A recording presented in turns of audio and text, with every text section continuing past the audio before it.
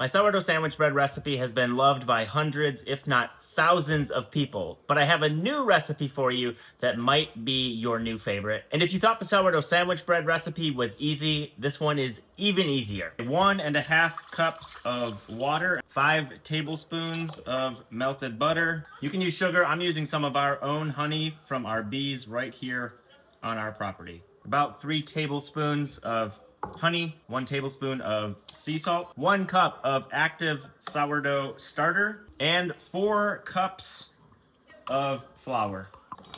Throw on the dough hook. You can do this by hand, of course, which I almost always do. However, for the sake of speed, I'm going to use the stand mixer because we got somewhere to be. All right, it's been maybe 5 minutes or so. We're gonna give this a test. You might have to add a little water, you might have to add a little flour just to make sure it's good. Once it is ready, what you can do to test it, it's called the window pane test. It's holding together, you get that nice thin window pane effect without it tearing. That's perfect. And this is my favorite and probably going to be your favorite part of the process too. Now that it's kneaded, you literally just throw a cover over it and let it sit until it doubles in size. I should say it's my favorite part, aside from eating them, of course. Just going to add a tiny bit of oil into the bowl. And y'all know I hate dishes, so I'm just using the same mixing bowl I had from my stand mixer.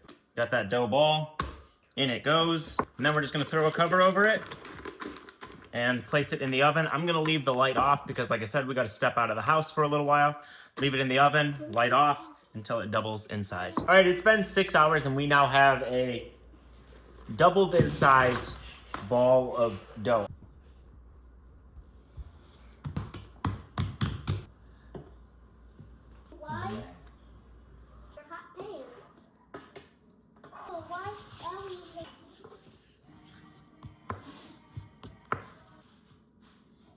All right, we got 8 on each cookie sheet. I'm actually gonna throw mine in the oven with the light on to speed up that process of them rising. All right, so these have puffed up a bit. I have the water pan in the oven, throwing them in at 400 degrees for about 20 minutes or until they're as golden brown as I want them to be. And 20 minutes later, we have 2 delicious pans of amazing sourdough breadsticks. All you gotta do is while they're in the oven, melt about a half stick of butter, add in a bunch of garlic powder and Italian seasoning, and generously brush each breadstick.